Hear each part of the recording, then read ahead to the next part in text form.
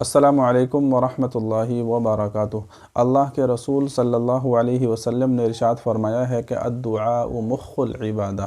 کہ دعا جو ہے یہ عبادت کا مغز ہے۔ تو دعا کو عبادت کا مغز کہا گیا ہے۔ جس طریقے سے کسی بھی چیز کا جو مغز ہوتا ہے وہ اس کی اصل بنیاد ہوتا ہے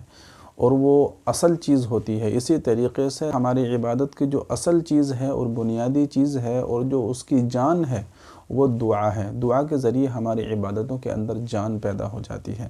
تو اس لیے دعائیں تو ہمیں زیادہ سے زیادہ مانگنا ہی چاہیے، کیونکہ اللہ رب العزت والجلال نے بھی قرآن مجید میں ارشاد فرمایا ہے کہ وَقَالَ رَبُّكُمُ ادْعُونِي أَسْتَجِبْ لَكُمْ، تم مجھ سے دعائیں مانگو، تم مجھ سے سوال کرو، میں تمہاری دعاؤں کو قبول کروں گا۔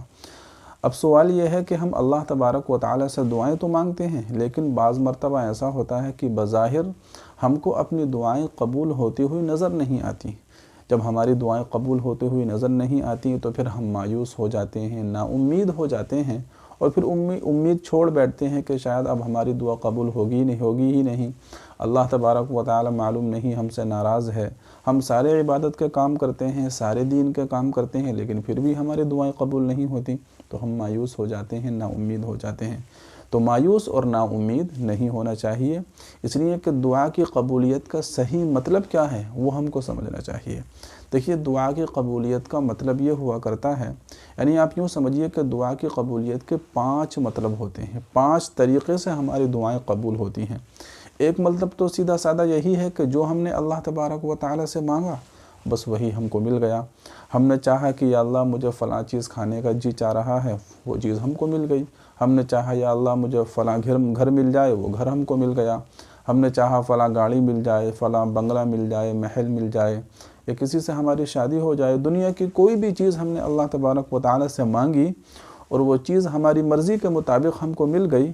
تو ایک تو یہ ظاہر سا دعا کے قبول ہونے کا مطلب ہے جو ہر شخص جانتا ہے۔ دوسرا دعا کے قبول ہونے کا مطلب یہ ہے کہ ہم جو اللہ تبارک و تعالیٰ سے مانگتے ہیں وہ تو ہم کو نہیں ملتا، لیکن اس کے بدلے اللہ تبارک و تعالیٰ آنے والی مصیبتوں کو، آنے والی پریشانیوں کو، آنے والے حادثات کو دور فرما دیا کرتا ہے۔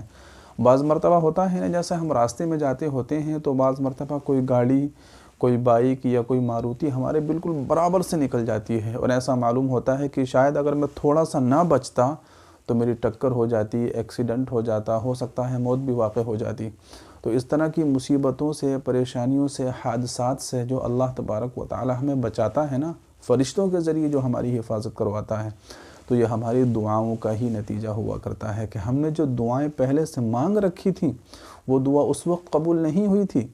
لیکن اللہ تبارک و تعالی نے اس دعا کے بدلے اس آنے والی مصیبت کو اور پریشانی کو ہم سے دور فرما دیا۔ اسی طریقے سے دنیا کی بہت ساری مصیبتیں، پریشانیاں جو آنے والی ہوتی ہیں، اللہ تبارک و تعالی ہماری دعاؤں کے بدلے ان تمام مصیبتوں کو، پریشانی کو دور کر دیا کرتا ہے۔ تو دعا کی قبولیت کا دوسرا مطلب یہ ہے کہ دعا جو ہم مانگتے ہیں وہ تو نہیں ملتا، لیکن آنے والی مصیبت اور پریشانی دور کر دی جاتی ہے۔ اور دعا کی قبولیت کا تیسرا مطلب یہ ہے کہ جو ہم نے دنیا میں مانگا ہے وہ تو نہیں ملا، لیکن ہماری اس دعا کو ذخیرہ کر دیا جاتا ہے، یعنی اس کو بچا کر رکھا جاتا ہے، اور پھر جب کل قیامت کا دن ہوگا تو کل قیامت کے دن اللہ تبارک و تعالی اس دعا کے بدلے ہم کو بہت سارا انعام اور بہت ساری نیکیاں اور بہت بڑا بدلہ ہمیں اس دعا کا عطا فرمائے گا۔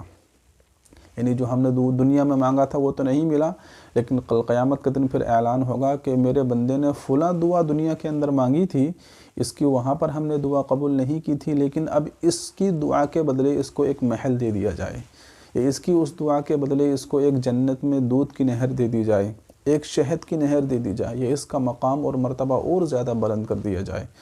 تو جب اس طریقے سے ہماری دعاؤں کا بدلہ کل قیامت کے دن ہم کو دیا جائے گا، تو پھر انسان یہ تمنا کرے گا کہ کاش اس دنیا کے اندر میری کوئی دعا قبول ہوئی نہ ہوتی،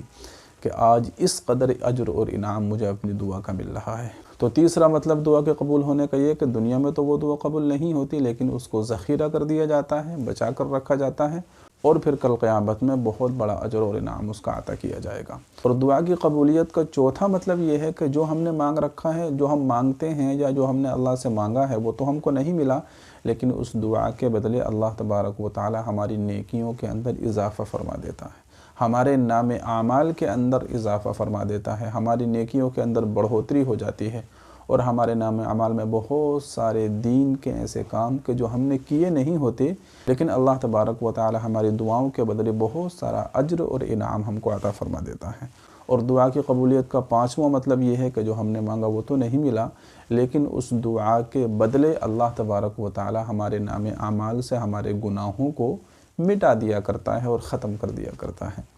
تو یہ 5 مطلب دعا کی قبولیت کے ہوتے ہیں۔ نمبر 1، جو مانگا وہی مل گیا۔ نمبر 2، اس دعا کی وجہ سے ہماری کوئی تکلیف، مصیبت اور حادثات کو دور کر دیا جاتا ہے۔ نمبر 3، اس دعا کو ذخیرہ کیا جاتا ہے، بچا کر رکھا جاتا ہے، اور پھر کل قیامت کے دن آخرت میں اس کا اجر اور انعام عطا کیا جاتا ہے۔ نمبر 4، اس دعا کے بدلے ہماری نیکیوں میں اضافہ کر دیا جاتا ہے۔ اور نمبر 5، اس دعا کی وجہ سے ہمارے گناہوں کو مٹا دیا جاتا ہے۔ تو یہ دعا کی قبولیت کے 5 مطلب ہوئے۔ تو امید کرتا ہوں کہ یہ بات آپ کے سمجھ آئی ہوگی۔ اس لیے اگر اب آپ کی دعا قبول نہ ہو تو آپ کو مایوس نہیں ہونا چاہیے، اور آپ کو یہ سمجھنا چاہیے کہ ان 5 چیزوں میں سے کوئی ایک چیز تو مجھے ضرور ملنے والی ہے۔ اس لیے دعائیں کثرت کے ساتھ مانگیے، زیادہ سے زیادہ مانگیے۔ اور دعا مانگنے کے لیے کوئی ضروری نہیں ہے کہ نماز کے بعد ہی آپ دعا مانگیں، نماز پڑھنا ضروری ہے، بلکہ کسی ٹائم بھی چلتے پھرتے اٹھتے بیٹھتے،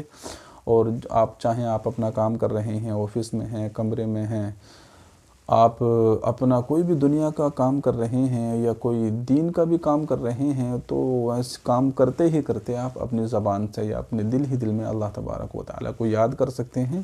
اور اس سے دعائیں مانگ سکتے ہیں۔ تو امید کرتا ہوں کہ آپ کا یہ مسئلہ کلیئر ہو گیا ہوگا اور آپ دعا کی قبولیت کا صحیح مطلب سمجھ گئے ہوں گے۔ اس ویڈیو کو زیادہ سے زیادہ شیئر کیجیے۔ السلام علیکم ورحمۃ اللہ وبرکاتہ۔